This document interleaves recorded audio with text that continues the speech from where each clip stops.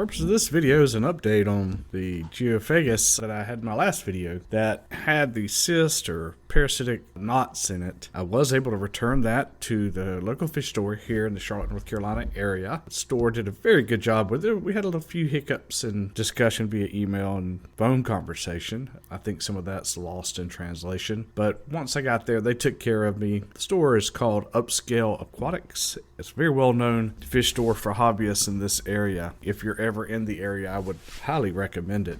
Another on the opposite side of the Charlotte area I recommend is C-Max, but enough about that. When I took the Geophagus Altifrons into the pet store, they looked at it and it was their theory that what the knots were maybe were not cysts, but were worms. And that it's a little bit different when you think of fish and parasites. Worm infections get into the actual body of the fish, the meat of the fish, and they generally don't spread as readily as when you hear the fish hobby parasitic problems in tanks. You hear those spread via the water column, via fecal matter or food. Generally, worms aren't as readily spread. They generally burrow into the fish and just sort of stay there benign. Fish generally will live with him. It was their thought that a extended Prazipro treatment of several weeks, 2 to 3 weeks, maybe more, generally cures the fish of those. However, I'm not so sure. I've never experienced that type of success with Prazipro, honestly. Again, I've had a few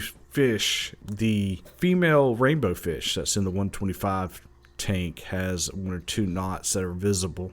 They really have been benign also, but I've treated that tank with Prazipro several times and hadn't had that success. But anyway, the good news is we have, as a replacement for that fish, I picked up 2 Geophagus Blue Neons, and they are the new additions to this tank. And you'll see them, they're front and center. They're a little bit darker. They don't get quite as large as the Altifrons, but they have this blue, nice color given their name. Very similar temperament to the Altifrons, so they should go well together, and they should be able to be put into a community tank of semi-aggressive, lowly aggressive fish. I am super excited about these guys. They get a maximum size of about 6 inches. I'm not going to do a species profile right now on them, but another thing I want to point out is there has been extreme change in this tank. I broke this tank down completely because we had an emergency. One of the Altifrons, the Geophagus Altifrons, scooped up a rock in his mouth and was unable to get it out. And if you're familiar with how fish breathe, they have to pass water through the gills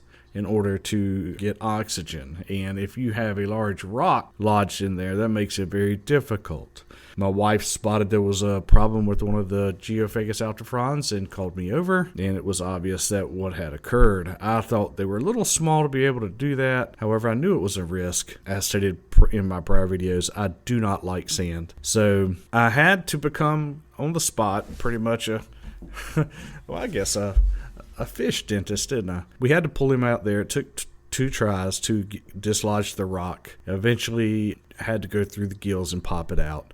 He is fine now, as you can tell. They're all swimming around, no problems, including our lion tiger pleco, which has been very active. But as you can see, now we have a fine sand substrate for the Geophagus, which they are sand sifters, and it is what they do prefer. They're much happier now with that, and they took straight to it, and we don't have to have the concern of the fish getting rocks and things of that nature. And I believe the pleco's happier. But the sand substrate is this black sand. I actually do love the way it looks, even though it is sand. This is the top fin substrate that you can get straight from PetSmart. It was $20 a bag, and I could never believe I would pay $20 for such a small bag of sand, but it's one of the better price sands in this type of sand, I guess, you'll find. And I really like the way it looks.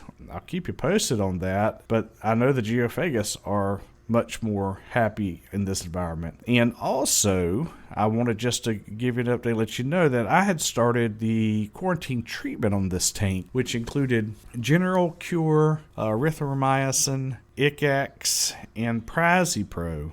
And as a result of this, what you're seeing in front of you, I had to sort of start that over. So what occurred was I had to drain the water from the tank and completely remove all of the substrate. And I'll stick a picture or two up and give the tank a good cleaning. While I was there, why not, right? It is a quarantine tank, but I work hard to keep this tank in good shape, but it's amazing how much is left in that gravel, no matter how much you gravel vac. But the tank has essentially had a 100% water change, but it had all of the good beneficial bacteria left, even though the beneficial bacteria from the substrate was taken out with the tank. That was concerning, but all of the items that were in the tank and the filter maintained the beneficial bacteria. So in essence, the tank just received what's called a 100% water change and would be very clean for a while. Also, to compensate for the beneficial bacteria that came out with the substrate, I dosed this tank double the amount of beneficial bacteria. I currently use Stability, but I am about to change that and use the Fritz product. I think it's